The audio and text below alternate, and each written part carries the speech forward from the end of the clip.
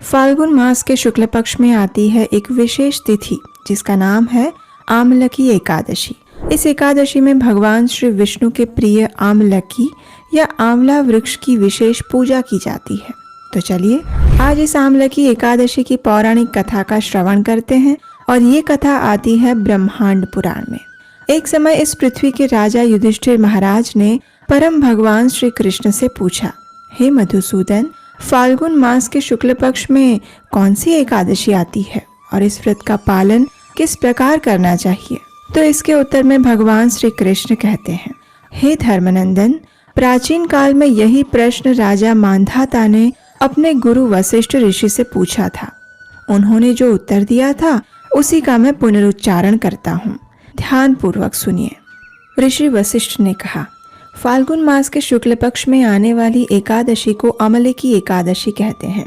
जो व्यक्ति इस व्रत का पालन करता है उसे जीवन के अंत में वैकुंठ या विष्णु लोक की प्राप्ति होती है। जब इस सृष्टि का सर्जन हो रहा था उस समय गर्भोदकशायी भगवान विष्णु के थूक से एक तेजस्वी बिंदु प्रकट हुआ। वह बिंदु पृथ्वी पर गिरा और उसी में से एक वृक्ष की उत्पत्ति हुई। जब देवताओं ने इस वृक्ष को देखा तो उन्हें आश्चर्य हुआ और फिर एक आकाशवाणी हुई, यह श्री विष्णु का अत्यंत प्रिय आमलकी वृक्ष है। जो भी व्यक्ति आज के दिन यानी इस वृक्ष की उत्पत्ति के दिन उसकी पूजा करता है उसे आध्यात्मिक जगत की प्राप्ति होती है। इस प्रकार वशिष्ठ ऋषि ने आमलकी वृक्ष के महात्म्य को दर्शाने के बाद एक पौराणिक कथा कहना प्रारंभ किया। प्राचीन काल में एक विदिशा नामक राज्य था। वहाँ के राजा थे चंद्रवंशी राजा पाशबिंदु। उनका अन्य एक नाम चित्ररथ भी था। उनके राज्य में सभी प्रजा उत्तम विचार, श्रेष्ठ चरित्र और सात्विक संपत्ति से युक्त थी। इस राज्य में सभी मनुष्य सतोगुणी और आस्तिक थे। राजा चित्ररथ स्वयं अत्यंत शक्तिशाली, विनम्र, समृद्ध और वैदिक ज्ञान में निपुण थे। वे भगवान शिव के उपासक थे और मास में आने वाली दोनों ही एकादशियों का श्रद्धा पूर्वक पालन करते थे। इस प्रकार अनेक वर्षों तक राजा और उनकी प्रजा ने सुख संपन्न जीवन व्यतीत किया। एक बार फाल्गुन मास के शुक्ल पक्ष में आमलकी एकादशी आई।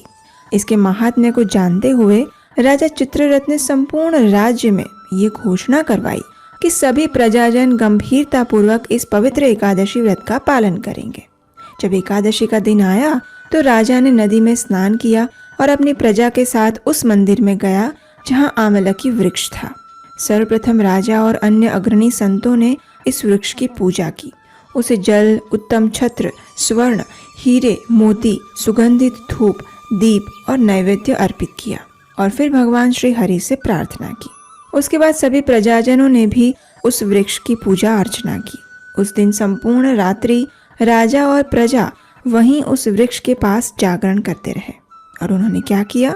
तो उन्होंने भगवान श्री विष्णु की दिव्य कथा का श्रवण किया और भगवान के पवित्र नामों का जाप किया। अब इस पूरे कार्यकाल के दौरान उस स्थान पर एक शिकारी आया। ये शिकारी अत्यंत क्रूर और पशु हत्या जैसे अनेक निंदनीय कार्यों में लिप्त रहने वाला था। संपूर्ण दिन की थकान के कारण वह भूखा प्यासा एक पेड़ के पीछे बैठ गया और पूरी रात वो राजा और प्रजा द्वारा किए जा रहे विधि विधानों को देखता रहा और हरि कथा का श्रवण करता रहा। जब सूर्योदय हुआ तो राजा और प्रजा ने अपने एकादशी व्रत का पारण किया और अपने राज्य में वापस लौट गए। शिकारी भी अपनी झोपड़ी में वापस आ गया। समय का चक्र चलता रहा और आखिर एक दिन शिकारी के जीवन का अंत समय आ गया।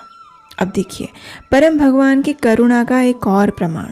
उस शिकारी ने आजीवन तो अनेक पाप कर्म किए थे, लेकिन सिर्फ उसने एक बार आमलकी एकादशी के दिन अनजाने में ही भूखे प्यासे रहकर उपवास किया और जागरण किया और हरि कथा का श्रवण भी किया। बस उसी का फल उसे ये मिला कि उसके सारे पाप कर्म नष्ट हो गए। अगले जन्म में उसे न सिर्फ मनुष्य जीवन मिला अपितु वह एक समृद्ध राज्य का राजा बना। इस जन्म में उसने जयंती नामक राज्य के राजा विदुरथ के पुत्र वसुरथ के रूप में जन्म लिया। अपने पिता की मृत्यु के बाद वसुरथ राजा बने और उन्होंने संपूर्ण राज्य पर सुखपूर्वक शासन किया। राजा वसुरथ अत्यंत शक्तिशाली, बुद्धिमान और भगवान श्री हरि के परम भक्त थे। वे राजकीय मामलों में निपुण थे और साथ ही सदैव भगवान श्री हरि की प्रेममय भक्ति सेवा में लीन रहते थे। अब एक दिन क्या हुआ कि राजा वसुरथ जंगल में मार्ग भटक गए। वैसे तो वे अपने मंत्रियों के साथ गए थे, लेकिन किसी कारणवश वे उनसे अलग हो गए और रास्ता भूल जाने पर किसी और दिशा में चले गए। अब संध्या होने वाली थी। राजा को भूख, प्यास और अत्यंत थकान लगी हुई थी, इसलिए वे एक वृक्ष के नीचे विश्राम करने के लिए लेट गए। जैसे ही उनकी आंख लगी, उसी क्षण उनके कुछ आदिवासी शत्रु वहां आ गए और राजा को मारने की योजना बनाने लगे। और फिर उन्होंने एक के बाद एक राजा के ऊपर अस्त्र का प्रहार करना शुरू किया। लेकिन आश्चर्य की बात यह थी कि उनका एक भी अस्त्र राजा को स्पर्श तक नहीं कर पाया। ये देखकर अत्यंत हैरान वे आदिवासी शत्रु अभी तो कुछ सोच ही रहे थे कि उतने में राजा के शरीर से एक दैदीप्यमान स्त्री प्रकट हुई। वह स्त्री अत्यंत सुंदर और बिजली की तरह तेजोमय थी, लेकिन साथ ही अत्यधिक क्रोध में भी थी। उसने उसी क्षण अपने प्रज्वलित चक्र से उन सभी आदिवासियों का संहार कर दिया और तुरंत अदृश्य हो गई। उतने में राजा वसुरथ की आंख खुल गई। उन्होंने देखा तो वहां उनके आदिवासी शत्रु मृत होकर जमीन पर गिरे हुए थे। राजा सोचने लगे कि आखिर किसने मेरी रक्षा की होगी। और फिर तभी आकाशवाणी हुई, निसंदेह तुम्हारी रक्षा उन्होंने की है जो अपनी शरण में आने वाली प्रत्येक की रक्षा करते हैं। ये सुनकर राजा समझ गए कि परम भगवान श्री विष्णु ने ही उनकी सहायता की थी और ये जानकर वे भक्ति भाव से अभिभूत हो गए। और अंत में इस कथा का समापन करते हुए वशिष्ठ मुनि ने राजा मांधाता से कहा, हे राजन, जो भी व्यक्ति इस अत्यंत पवित्र आमलकी एकादशी का पारण करता है वह निसंदेह परम भगवान श्री विष्णु के परम लोक को प्राप्त करता है। और इस प्रकार परम भगवान श्री कृष्ण ने भी आमलकी एकादशी से संलग्न महाराज युधिष्ठिर की जिज्ञासा को संतुष्ट किया। अगर आप भी इस एकादशी का पालन करके सर्वोच्च गति प्राप्त करना चाहते हैं तो आमलकी एकादशी व्रत की संपूर्ण विधि का पालन करें